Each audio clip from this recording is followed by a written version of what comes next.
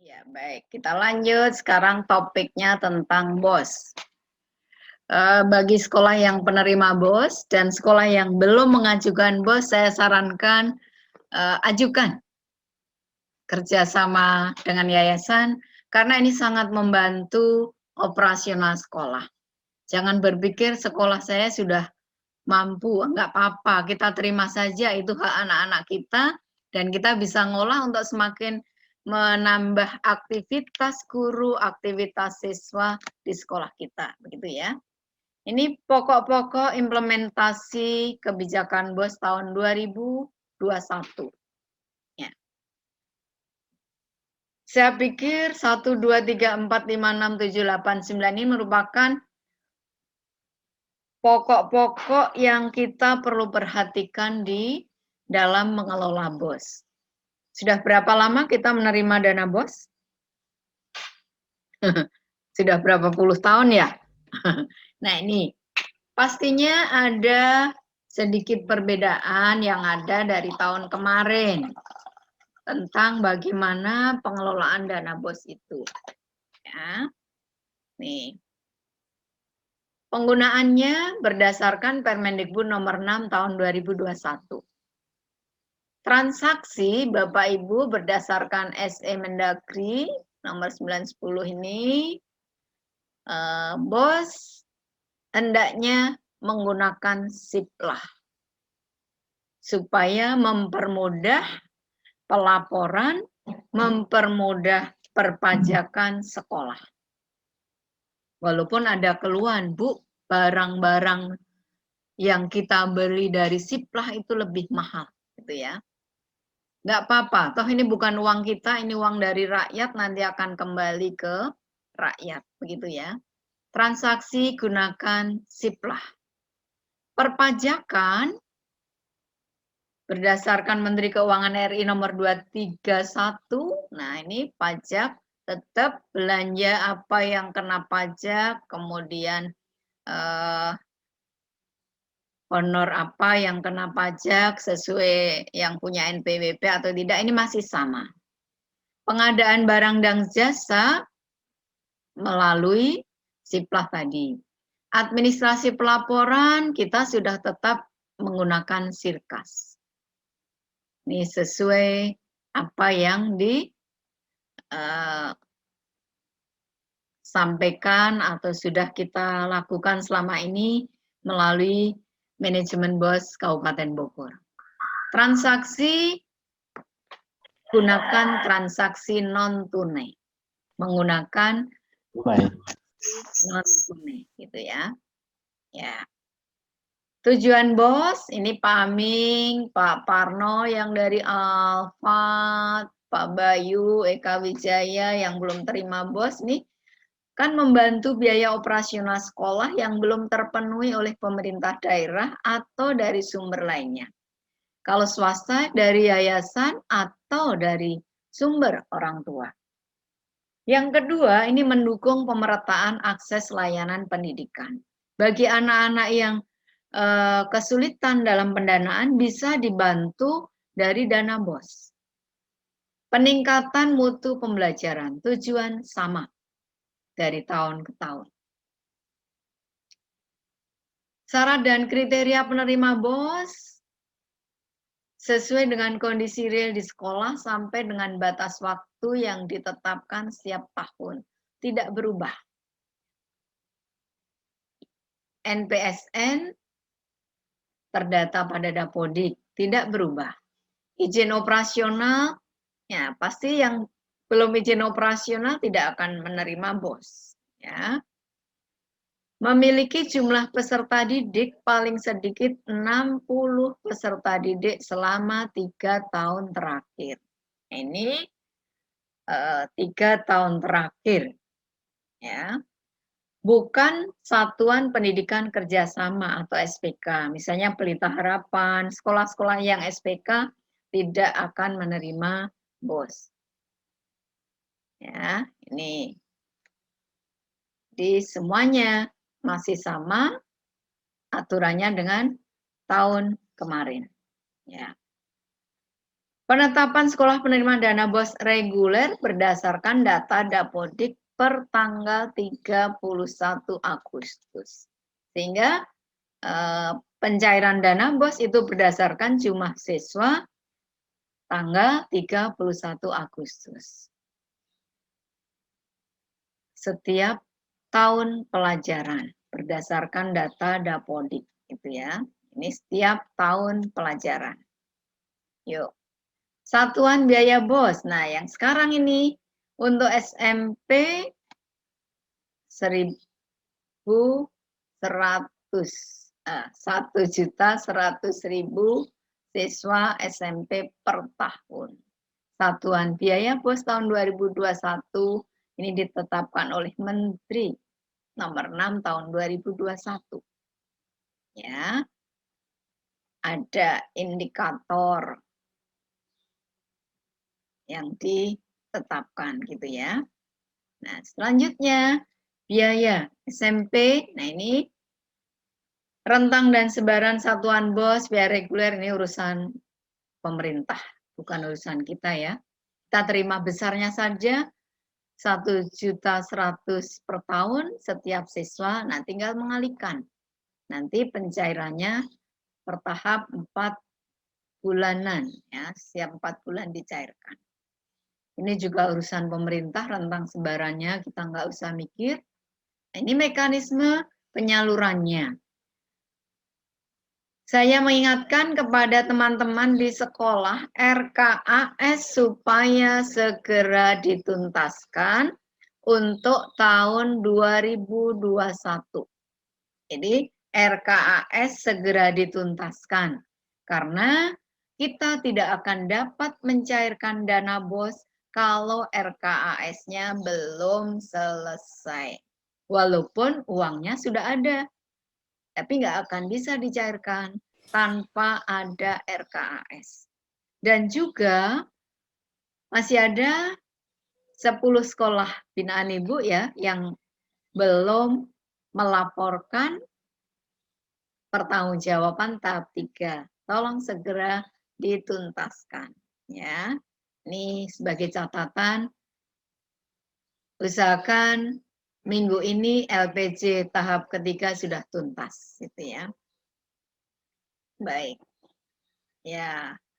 12 komponen penggunaan dana BOS reguler. Ini 12 komponen penggunaan dana BOS reguler.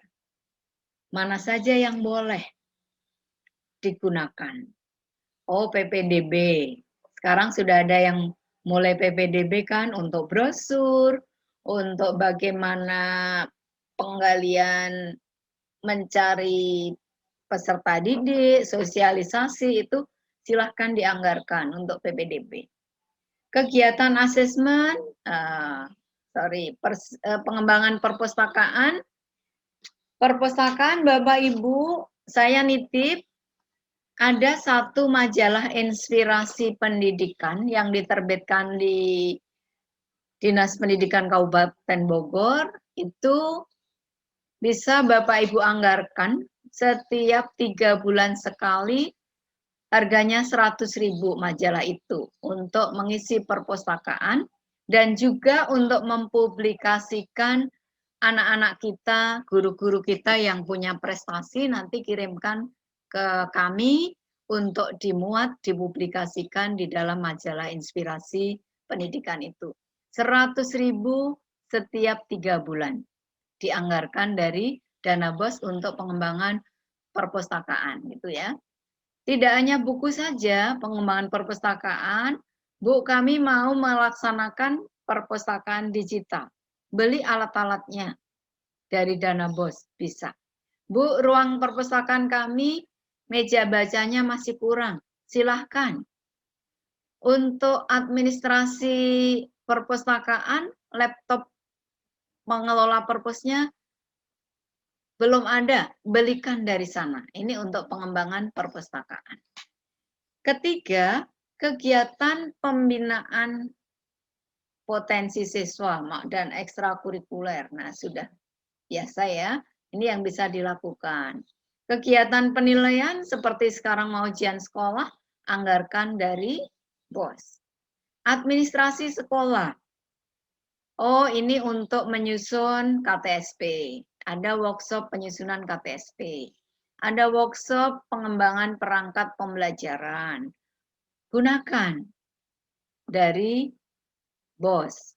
Penyusunan RKAS, ada workshop penyusunan RKAS, ada workshop pengembangan KTSP, workshop untuk pengembangan perangkat pembelajaran guru, workshop penyusunan RKJM, RKT. Nah, ini Bapak Ibu bisa menganggarkan dari BOS. Pengembangan tenaga kependidikan, guru diadakan pelatihan, pengembangan, menyusun soal-soal ujian, kisi-kisi soal, dari sana bisa. Oh, gurunya ada perlu pengembangan video pembelajarannya supaya pembelajaran menarik. Di situ ada pelatihan pendidik untuk pengembangan tenaga pendidik dalam mengikuti diklat video pembelajaran. Peningkatan kompetensi guru dalam menulis. Nah, di sini bisa digunakan di 6. 7 sudah biasa, 8 sarana prasarana pemeliharaannya, penyediaan alat-alat media pembelajaran. Ini untuk penyelenggaraan bursa kerja, pemantauan. Nah, ini ya, pemagangan guru, lembaga sertifikasi. Oh ya, juga bagi pustakawan, laboran, Bapak Ibu juga bisa diikutkan diklat, ikutkan pelatihan dari dana BOS. Penyelenggaraan uji kompetensi keahlian, sertifikasi. Nah, ini ya di sini bisa dimasukkan. Pembayaran yang ditetapkan dari dana BOS 12 poin. Ini pelaporannya. Pelaporan sudah menjadi persyaratan dalam penyaluran dana BOS. Tahap 1, syarat penyaluran tahap 3 tahun belajar, tahun berjalan. Tahap 2 menjadi syarat penyaluran tahap 1 tahun berikutnya. Tahap 3 menjadi prasyarat penyaluran tahap 2 tahun berikutnya. Jadi laporan ini akan menjadi syarat bagaimana kita menerima penyaluran dana BOS tahap-tahap berikutnya. Pengembalian dana BOS reguler ini diberlakukan bagi sekolah dengan ketentuan sekolah yang menolak dana BOS reguler setelah dana BOS reguler diterima. Sekolah tutup atau merger setelah dana BOS reguler disalurkan. Saya pikir untuk di Bogor ini nggak ada gitu ya. Dulu ada yang menolak, sudah menerima kemudian menolak. Tapi sekarang tidak ada. Yang meminta ada, tapi belum direstui yayasan ada, gitu ya. Ini perlu dikomunikasikan ke yayasan. Sanksinya, sekolah yang tidak ditetapkan penerima BOS reguler dan atau tidak menerima, maka sekolah yang diselenggarakan oleh pemerintah daerah, biaya operasional tanggung jawab Pemda sesuai kewenangannya. Oleh masyarakat atau yayasan, maka biaya operasional tanggung jawab pada penyelenggara yang berbadan hukum. Yayasannya yang menanggung, ya. Oke. Jenis belanja BOS. Ini yang Bapak Ibu perhatikan. 1, 2, 3, 4, 5, 6, 7, 8. Ya. Honor pegawai tidak tetap. Honorer BOS. Transfer non-tunai langsung ke penerima. Honor kegiatan atau upah kerja. Transfer non-tunai. Belanja perjalanan dinas BOS, transfer non-tunai. Belanja persediaan BOS aplikasi daring dengan Siplah atau dengan yang lain. Pemeliharaan, ini belanja pemeliharaan, transfer non-tunai atau aplikasi daring. Nah, ini yang Bapak Ibu akan lakukan untuk pengelolaan pembelanjaan dana BOS. Ya. Perbedaannya kalau tahun lalu kita bisa tunai, sekarang semuanya menggunakan non-tunai. Atau kalau belanja barang melalui Siplah, gitu ya. Saya pesan untuk belanja barang lewat Siplah, usahakan Bapak Ibu konfirmasi harga ini sudah termasuk pajak, kalau ada pajak. Harga ini ada nggak perhatian untuk sekolah, fee buat sekolah, perlu dikomunikasikan di depan. Supaya kita tidak nanti berpikir 2 kali, sudah belanja ke Siplah, masih mikir bayar pajak lagi, seperti itu ya. Dan carilah Siplah yang dekat dengan sekolah. Kita kerja lah, kita sehat-sehatin. Maaf, ada kebocoran ya. Jadi gunakan yang Siplahnya di sekitar kita. Sehingga kalau ada komplain, ada kesulitan pengiriman, kita bisa komunikasi dengan cepat. Ini penggunaan belanja barang dengan Siplah, gitu ya.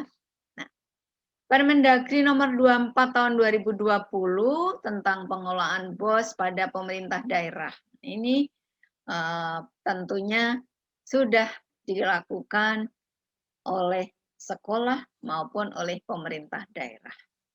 Bagaimana perencanaan dan penganggarannya, pelaksanaan dan penata usahanya, pengelolaannya maksudnya, pelaporan dan pertanggungjawabannya. Ya, kita jangan sampai dengan dana masyarakat ini terkena sandungan gara-gara BOS gitu ya. Nah, ini dasar hukum implementasi transaksi non-tunai.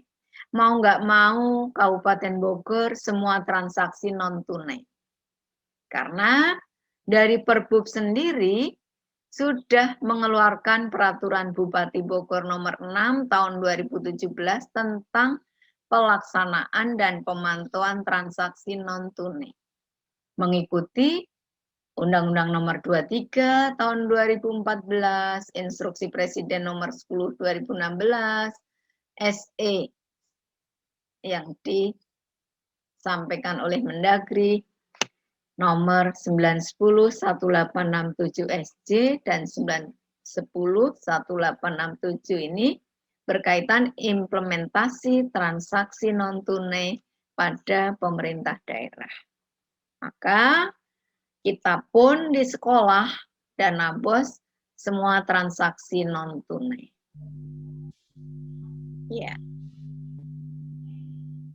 Dasar hukum pedoman pembelanjaan barang dan jasa oleh satuan pendidikan. Ini dasarnya. Surat LKPP nomor 7745D.1/08/2018. Ada Perpres nomor 16 tahun 2018, Permendikbud nomor 3 2019, Permendikbud nomor 31 tahun 2019. Jadi pengelolaan barang dan jasa sekarang dilakukan secara online, non-tunai melalui Siplah, gitu ya. Penyedianya bisa penyedianya perorangan atau badan usaha. Syaratnya sudah memenuhi persyaratan ini. Ya. Pelaksananya kepala sekolah nanti menunjuk guru, tenaga kependidikan, perorangan atau kelompok kerja. Ini sebagai pelaksana untuk pembelanjaan barang dan jasa. Jadi ada tim di sekolah yang mengurus PBJ ini. Nanti ada pembelian barang, siapa yang ngecek, siapa yang menerima, siapa yang mengelola, ini adalah tim PBJ sekolah. Yang ditentukan dengan SK kepala sekolah. Ditentukan oleh kepala sekolah menunjuk siapa dari guru, siapa dari tenaga kependidikannya. Tahapan PBJ Satuan Pendidikan ini ada persiapan pengadaan, penetapan penyedia, pelaksanaan untuk pengadaan barang dan jasa. Siapa saja yang terlibat tadi, dipersiapkan dulu pengadaan sekolah kita perlu apa. Yang dianggarkan lewat RAKS.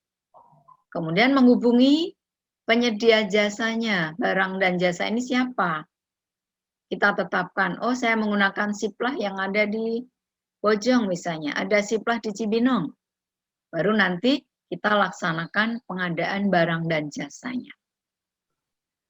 Tahapan PBJ Satuan Pendidikan dengan nilai lebih besar dari 10 juta sampai dengan 50 juta. Ini kalau barang yang kita beli lebih dari 10 juta sampai 50 juta, maka pelaksanaan PBJ Satuan Pendidikan itu harus ditetapkan dulu dokumen perencanaan PBJ-nya.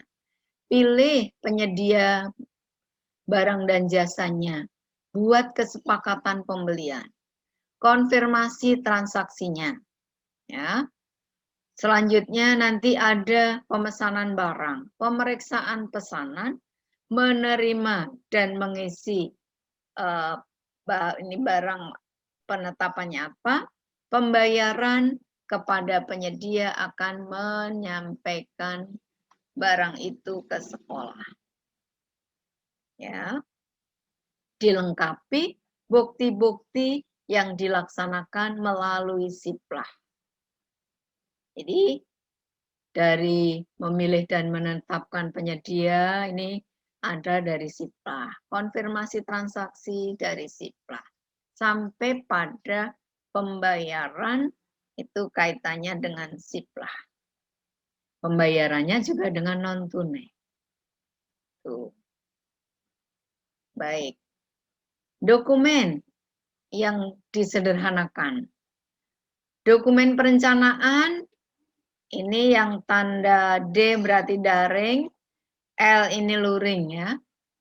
DL, DL yang di checklist yang mana itu yang diperlukan.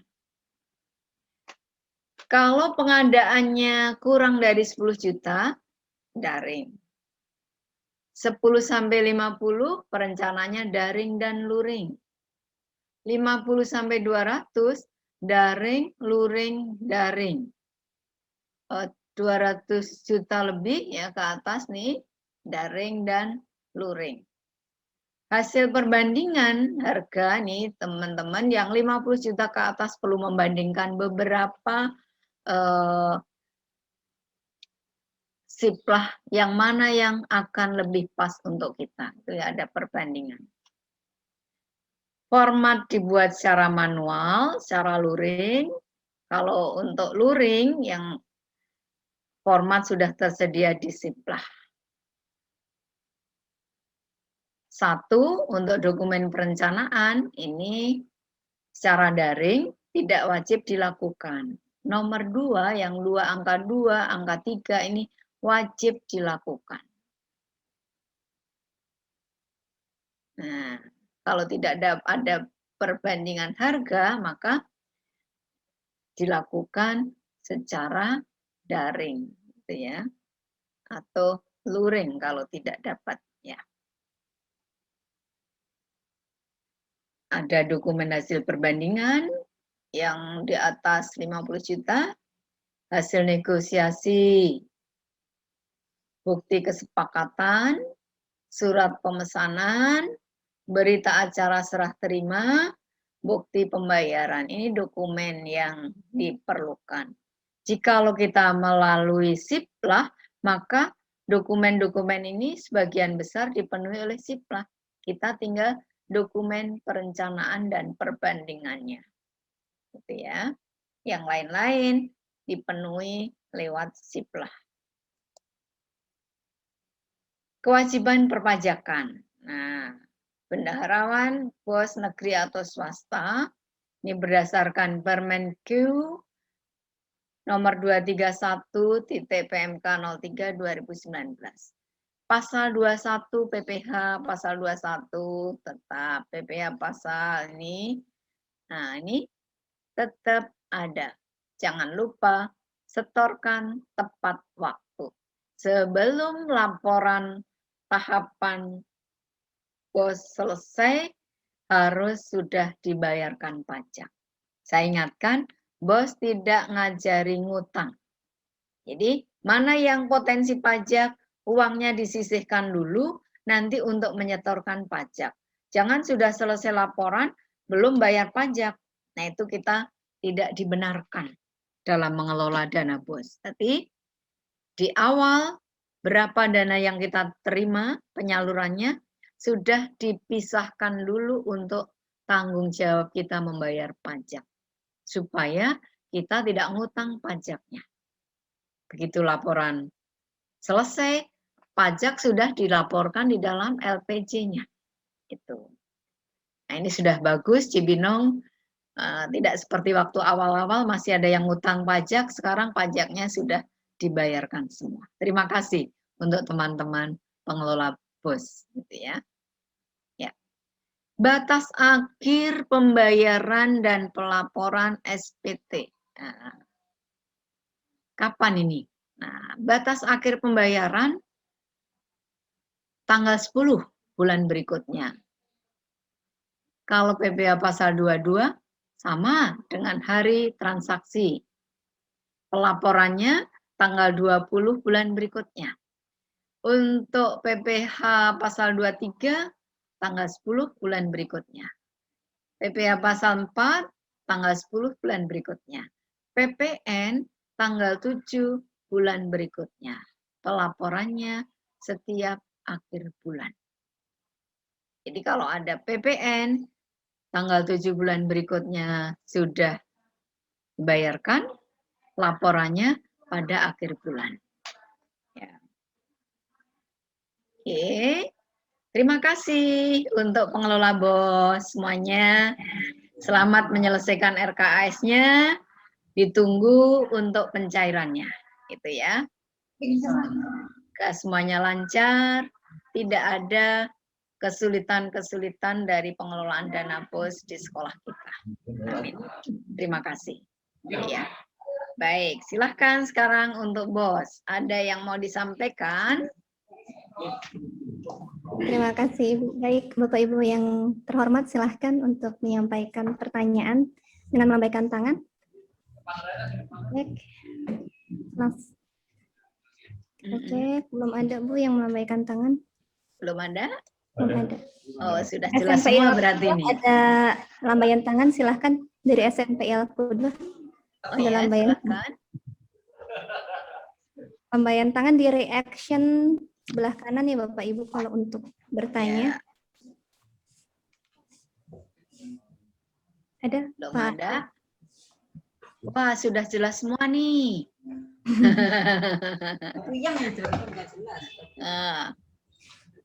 Adakah?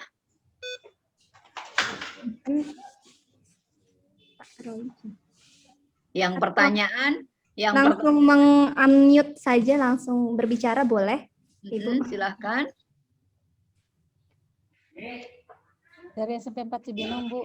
Iya, silahkan. Ya, silahkan dari Ibu Rederika. Begini, Bu. Mohon maaf, Ibu, videonya bisa dinyalakan? Ya, baik. Terima kasih, silahkan Ibu Rederika. Ya. Yang kami alami, Bu, kesulitan pada saat kita membuat pelaporan terkait dengan SPJ. Ya. Ketika tahun kemarin itu kan banyak kegiatan yang tidak bisa terlaksana karena pandemi. Sehingga banyak dana yang pada akhirnya di sekolah kami alihkan untuk pemeliharaan dan perbaikan. Dan itu kami tentu harus belanja ke toko material. Ya. Nah, ketika kami cari di Sipla, ternyata toko material banyaknya di luar dari Kabupaten Bogor. Itu. Kemudian dengan berdiskusi dengan sesama kepala sekolah, akhirnya kami memilih toko material yang terdekat. Ya, memang untuk belanja di luar Siplah, Bu, sepanjang yang saya baca dari peraturan tentang pengadaan barang dan jasa, itu kami harus mengikuti PBJ dengan membuat perbandingan 3 toko atau penyedia barang dan jasa. Tetapi kesulitan, Bu, untuk mendapatkan perbandingan Contoh sederhana, ketika saya akan belanja keramik, maka toko material itu tidak mau. Mereka minta untuk membuat penawaran. Mereka tahunya Ibu mau belanja nggak nih? Gitu. Terus yang berikutnya, mereka tidak mau tahu ketika kita jelaskan tentang pajak, tentang BAST, berita acara cerita serah terima barang, tentang prosedur-prosedur seperti itu mereka tidak mau. Nah ini kesulitan kami Bu, karena terus terang ya, sementara pekerjaan kami banyak di sini untuk perbaikan dan pemeliharaan dan harus bekerja sama dengan toko material, sementara mereka tidak paham. Jangankan membayar pajak, untuk sekedar memindahkan dari bon ke kwitansi yang kita sediakan sudah dengan materai pun mereka tidak mau. Nah hal yang seperti ini saya minta solusinya Bu. Terima kasih.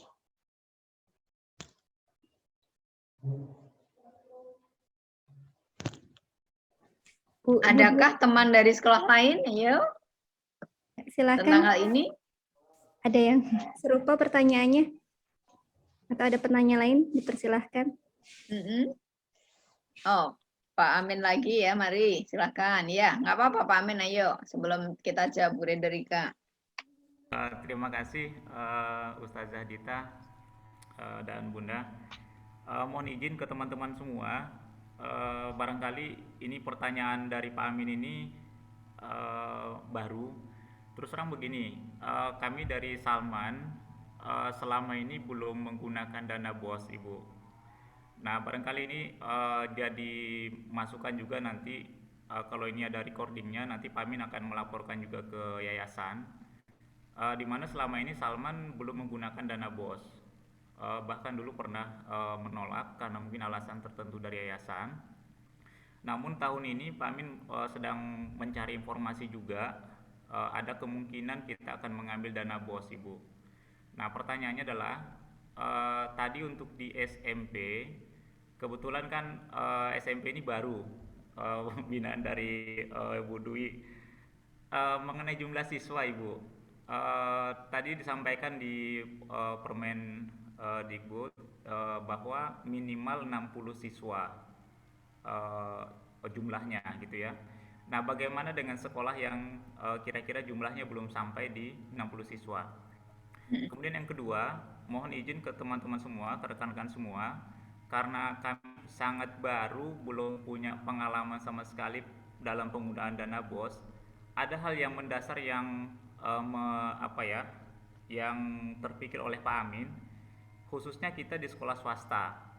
Barangkali mohon izin kalau boleh dari teman-teman, rekan-rekan swasta di sini sedikit berbagi ke kami atau ke kita semua, bagaimana pengalamannya dengan penggunaan dana BOS ini menghadapi orang tua murid, terkait juga dengan nanti kompensasi dengan pembayaran uang sekolah. Nah karena selama ini kami tidak mengambil dana BOS, jadi itu tidak ada pernah pertanyaan tentang kenaikan SPP dan sebagainya gitu ya.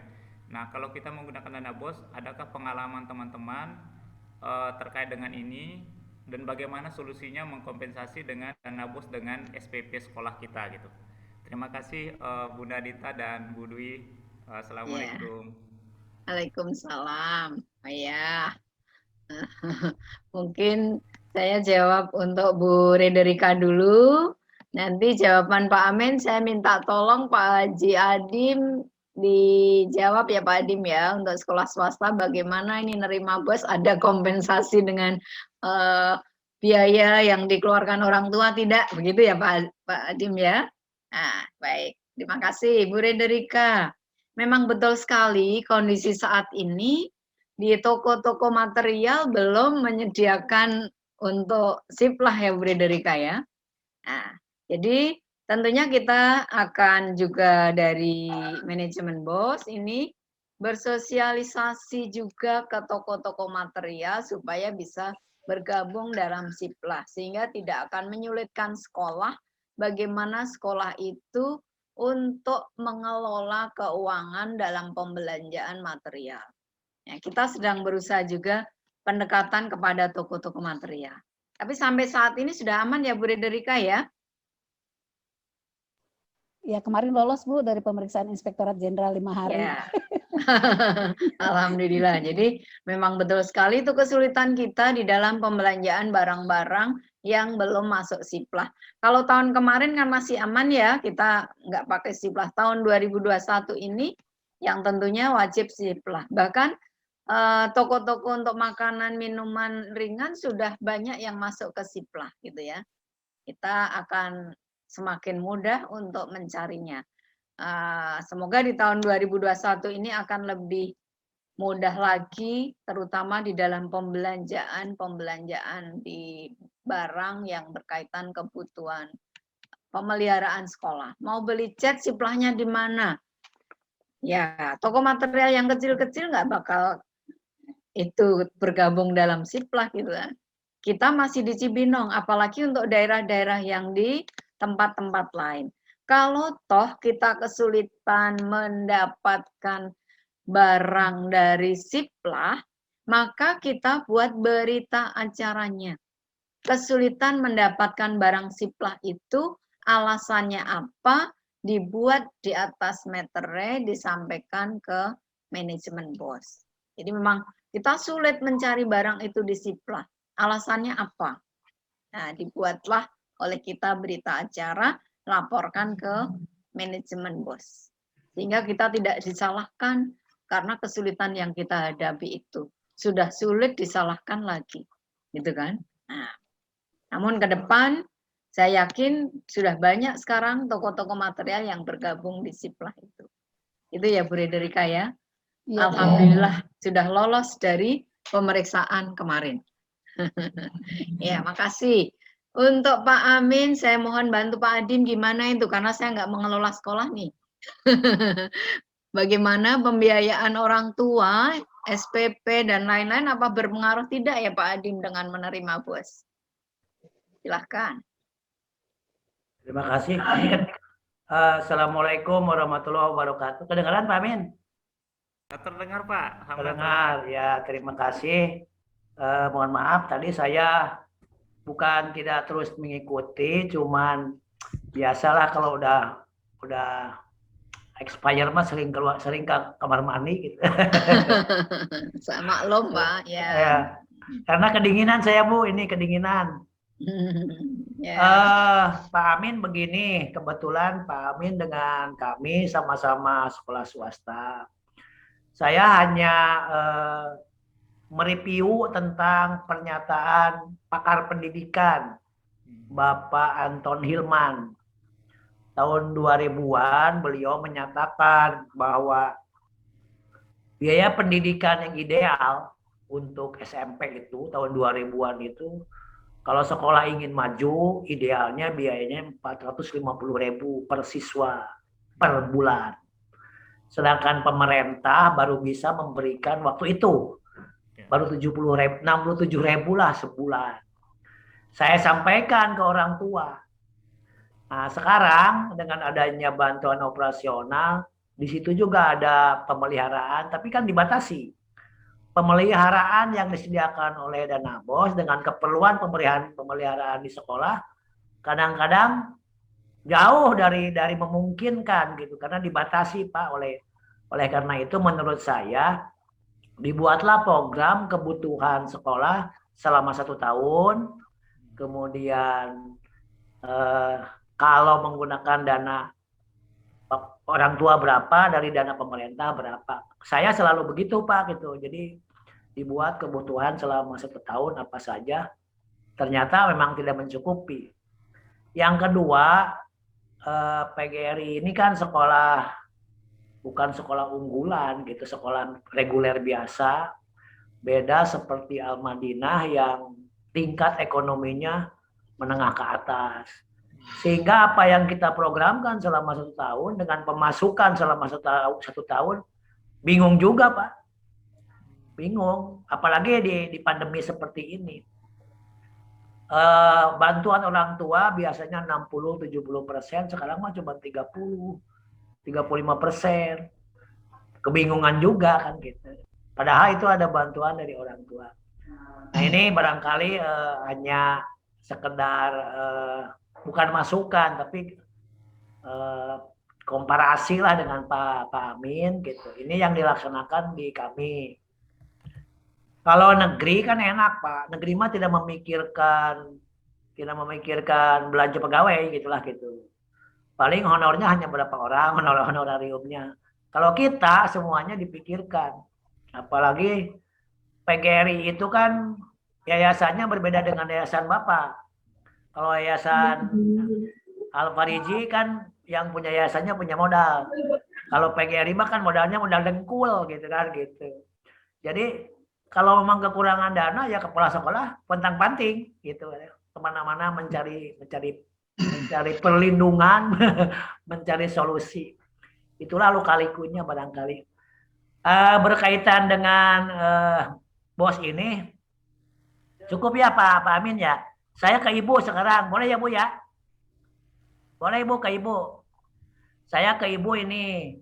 Kan sekarang semuanya dilaksanakan dengan non tunai. Tentang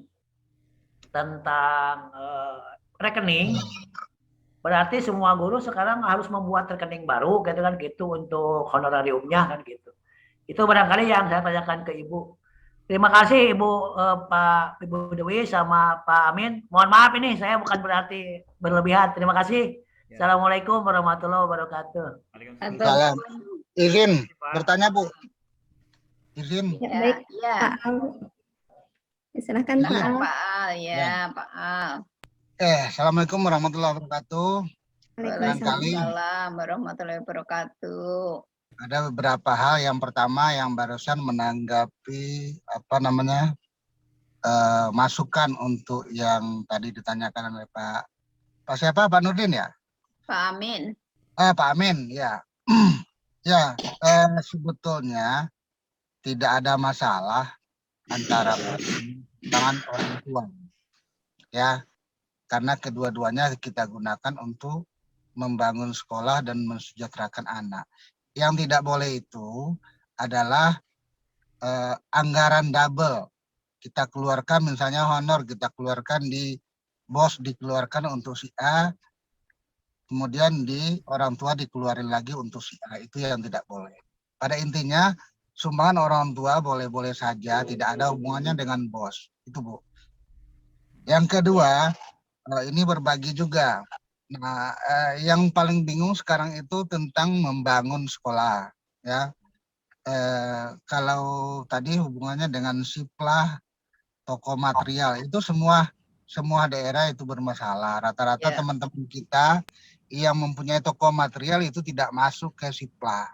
Adapun yang punya siplah jauh-jauh. Nah, kami beberapa tahun ini sudah mencoba begini. Kalau misalnya ada kerusakan WC, ada kerusakan keramik dan segala macam, kita kontraktualkan saja. Kalau kita coba seperti itu, Bu. Kita cari pemborong, kita bikin MOU pekerjaan ini berapa anggarannya, setelah itu baru kita transfer nanti ke si pekerjanya. Jadi kita tidak usah lagi mencari kwitansi segala macam, cukup dengan MOU itu. Betul. Itu menggampangkan kita.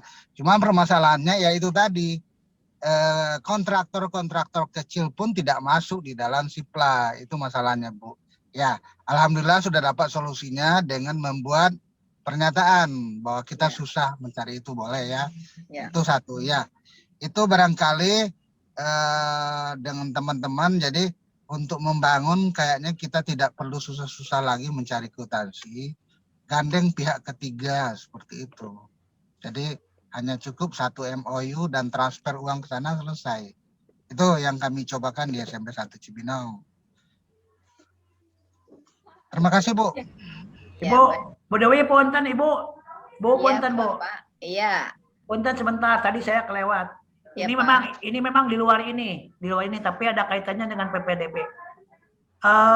Ada orang tua baru datang ke berhenti, itu usianya udah 15 tahun Bu, karena dia berhenti 2 tahun, bukan tidak naik, tapi dia berhenti 2 tahun. Boleh nggak Bu diterima itu anak itu?